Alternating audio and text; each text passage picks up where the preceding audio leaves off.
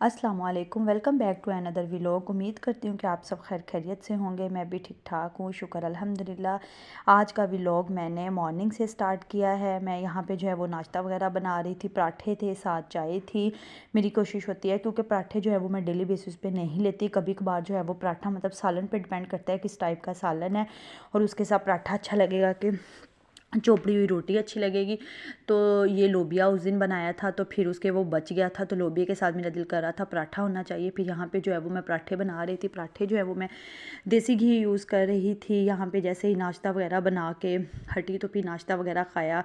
नाश्ता खाने के बाद साथ ही और भी बहुत सारे छोटे छोटे काम निकल आते हैं, तो मेरी कोशिश होती है कि जो जो मैं कर रही हूँ मैं सारा कुछ अपने व्लॉग में जो है वो ऐड करती जाऊँ, आप लोगों के साथ शेयर करूँ, ताकि आप लोगों को भी पता चले कि रूटीन में क्या क्या चल रहा है, क्या क्या हो रहा है। इस वजह से जो है वो कोशिश होती है कि सब कुछ जो है वो कवर किया जाए, सारा दिन की रूटीन स्टार्ट की जाए। पिछले दिनों में जो है वो मैंने ज़रा नाश्ते से मेरा व्लॉग स्टार्ट नहीं हो रहा था क्योंकि नाश्ता लेट करते थे, 12-1 बज जाता होता था, तो फिर मैं वहाँ से जो है वो व्लॉग स्टार्ट नहीं किया। फिर मैंने सोचा कि आज का व्लॉग जो है वो मैं नाश्ते से ही स्टार्ट करती हूँ। यहाँ पे जो है वो मेरा पराठा रेडी हो चुका था, देसी घी वाला।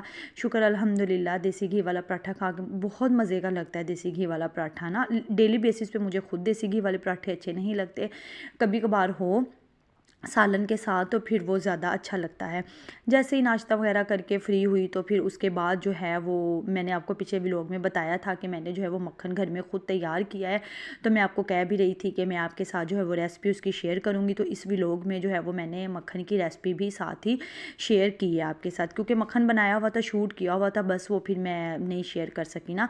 यहाँ पर मैंने आपको बताया था कि पिछले व्लॉग में कि मैंने जो है वो मलाई निकाल के फ्रिज से, तो उसके ऊपर दही डाल के उसको ओवरनाइट के लिए जो है वो जाग लगा के रख दी थी। अगले दिन सुबह जब उठी तो फिर मैंने ना इसको किसी बड़ी पतीली में डाला और बड़ी पतीली में डाल के जो है उसको रगड़ना शुरू कर दिया। आप चाहें तो उसको जूसर में भी बना सकते हैं, आप चाहें तो इस तरीके से भी बना सकते हैं। मैंने एक बार जो है वो जूसर में बनाया था, लेकिन जूसर में बनाने से जो है ना वो बहुत ज़्यादा मतलब मुझे उसमें नहीं सही लगा। इस तरीके से जो है वो मुझे सही लगा। वो जिसको आपने जाग लगाई तो आपने उसको पतीली में डालना है और मदानी लेके उसके साथ आपने इसको रगड़ते जाना है, रगड़ते जाना है। इसका मक्खन अलग और उसका पानी, लस्सी अलग निकल आती है।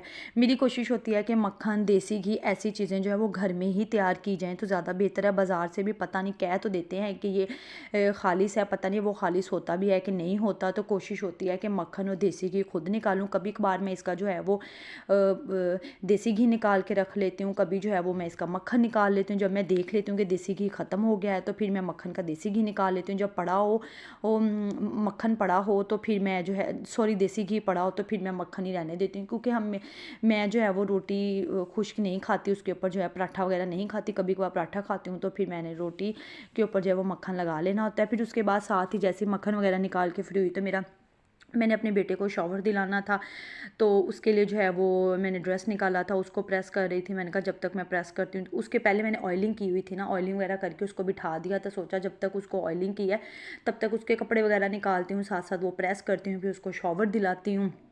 अब तो वैसे ही जो है ना वो मौसम चेंज हो चुका हुआ है, गर्मी आ गई है अचानक से, तो फिर ये मैं उसके जो है वो कपड़े वगैरह प्रेस कर रही थी। मैंने सोचा आपको भी उसका ड्रेस दिखा दूँ किस तरीके का है। कुर्ता और ये शलवार थी, महरून कलर का था। मुझे ऐसे कलर जो है ना वो बच्चों पे बहुत ज़्यादा अच्छे लगते हैं, तो मेरी कोशिश होती है मैं मुझे वैसे पर्सनली भी डार्क कलर पसंद है, तो मैं अपने बेटे के लिए भी ऐसे कलर सेलेक्ट करती हूँ। तो यहाँ पर अपने बेटे को मैंने शॉवर दिला दिया था। शॉवर दिला के तो वो वैसे ही उसकी आदत है, जैसे ही उसको शॉवर दिलाती हूँ उसके फ़ौरन बाद उसने जो है ना वो सो जाना होता है।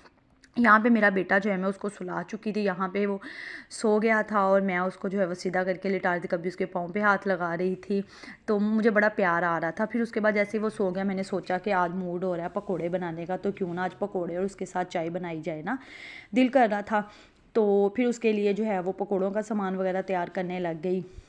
यहाँ पे छोटा सा जो मीडियम साइज़ का प्याज था, बल्कि मीडियम साइज़ का प्याज लिया था, उसको काटा हुआ था, साथ आलू थे 2-3 उनको काट के तो ये समोसों का मटेरियल तैयार कर रही थी। जैसे ही मैं समोसों का कहती हूँ पकोड़ों का, जैसे ही पकोड़ों का मटेरियल तैयार कर रही तो मुझे ना रमज़ान शरीफ याद आ गया कि रोज़े याद आने लग गए कि रोज़ों में है, क्योंकि रोज़ों की ये स्पेशल डिश होती है ना पकोड़े बनाना और समोसे वगैरह। ऐसी इन चीज़ों से वैसे जो है ना वो रोज़े वगैरह याद आ जाते हैं, तो मुझे वैसे रमज़ान याद आ गया। वैसे भी वैसे भी थोड़ा ही टाइम रह गया रोज़े आने में, ये भी तकरीबन 1 महीना ही रह गया है, फिर बरकतों वाला महीना शुरू हो जाएगा और फिर सहरी इफ्तारी। अच्छा, रोज़ों में सहरी इफ्तारी का एक अपना ही मज़ा होता है, सुकून होता है, ऐसा लगता है जैसे ये महीना ही बड़ा मतलब बरकतों वाला है और इस महीने में जो है बड़ा सुकून मिलता है। हम दुआ करते हैं, कुछ भी ऐसा लगता है जैसे इस महीने में हमें सब कुछ मिल जाएगा। बड़ा दिल भी एक बड़ा मुतमिन सा होता है जब रमज़ान का महीना शुरू होता है ना। बाकी सारा साल ऐसा कभी नहीं महसूस हुआ जैसा कि रमज़ान के महीने में स्पेशल महसूस होता है कि ये बड़ा बरकतों वाला महीना आ गया। इस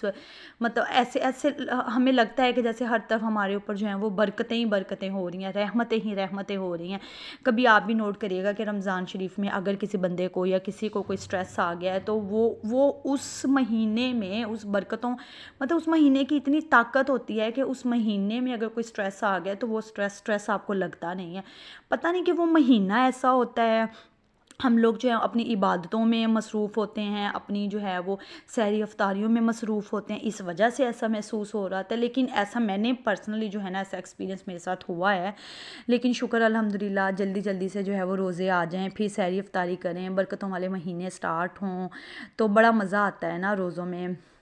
सहरी का अपना अलग मज़ा होता है, अफ्तारी का अलग मज़ा होता है, नई नई डिशेस बन रही होती हैं। इसके अलावा मतलब बड़ा सुकून वाला होता है। मतलब मैं अब किस तरीके से अपनी फीलिंग्स को जो है वो आपको बता सकूं कि रोज़ों का महीना कितना ज़्यादा मतलब स्पेशल होता है।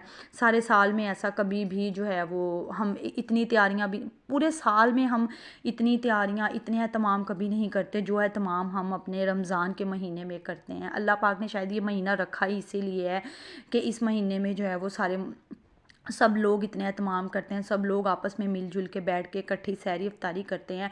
और सहरी इफ्तारी मिलकर बैठने से भी उसमें बरकत आ जाती है, आपके खानों में, आपकी सहरी में, आपकी इफ्तारी में, सब चीज़ों में जो है ना वो बरकतें आ जाती हैं। उस टाइम तक जो है मैं साथ साथ पकोड़े बना रही थी, साथ साथ मुझे रोज़े जो है वो मतलब वो वाला महीने की फीलिंग्स आना शुरू हो गई थी। साथ साथ जैसे जैसे पकोड़े बना रही थी ना ऐसे महसूस होने लग गया था जैसे कि अब शायद रमज़ान है। लेकिन खैर कोई नहीं, रमज़ान का महीना भी जो है वो आने ही वाला है। मैंने रोज़ों में ये सॉरी मैंने उसी ऑयल में फ्राई किए थे जिस ऑयल में मैंने फ़िश वगैरह और कड़ी बनाई थी, उसके पकोड़े फ्राई किए थे। उसी में फिर मैंने जो है क्योंकि ऑयल बच जाता है तो फिर उसी में ही कोशिश मैं करती हूँ कि मैं फ्राई कर लूँ, ये वेस्ट ना आ जाए ना। जिसमें मैंने कड़ी बनाई थी उसका जो ऑयल बचा था वो तो मैंने कड़ी में डाल दिया था। फिर ये जो है फ़िश मैंने फ्राई की थी वो काफ़ी ज़्यादा ऑयल पड़ा हुआ था तो फिर वो थोड़ा थोड़ा करके चीज़ें फ्राई करने के लिए वो यूज़ हो जाता है। तो फिर साथ ही जो है एक तरफ मैंने दूध रख लिया था, मैंने कहा तब तक दूध बॉयल होता है तो दूसरी तरफ जो है वो चाय बना लेते हैं। पकौड़े मेरे बन चुके थे, पकौड़े बना के मैंने साइड पर रखे थे। तब तक के लिए मैंने एक तरफ जो है वो चाय रख दी थी, एक तरफ जो है वो मैंने दूध बॉयल होने के लिए रख दिया था के साथ साथ दूध भी बॉयल हो जाए और साथ साथ जो है वो मेरी चाय भी बन जाए। फिर चाय और पकोड़े जो है वो इंजॉय करेंगे। ये तकरीबन 4-5 बजे का टाइम था जिस टाइम जो है वो मैं पकोड़े वगैरह बना रही, क्योंकि नाश्ता मैंने लेट किया था तो खाने का कोई मूड नहीं था, दिल नहीं कर रहा था। खाना भी आज नहीं बनाना था, वो इसलिए नहीं बनाना था क्योंकि पिछले दिन जो है वो कड़ी बनाई थी तो कड़ी पड़ी हुई थी, इस वजह से खाना आज नहीं बनाया। तो फिर सोचा दोपहर में इवनिंग का टाइम है तो कुछ स्नैकिंग वगैरह हो जाती है, तो इसलिए फिर इसलिए पकोड़े और साथ जो है वो चाय वगैरह रख ली थी। जैसे ही चाय वगैरह पकोड़े और चाय बना के हटी, खाने का टाइम है, मेरा बेटा उठ गया था। फिर मैंने अपने बेटे को शूज़ वगैरह पहनाए, उसको थोड़ा सा टाइम दिया, उसके साथ खेला। यहाँ पे मेरा बेटा खेल रहा था। अच्छा, औलाद भी एक बहुत बड़ी नेमत होती है। मेरी दुआ है कि जितनी बे औलाद हैं अल्लाह पाक सबको औलाद जैसी नेमत से नवाजें। उम्मीद करती हूँ कि आपको मेरा आज का व्लॉग पसंद आया होगा। Thank you for watching. मेरी वीडियोज़ को देखना मत भूला करें, कमेंट करना मत भूला करें। जज़ाकल्लाह।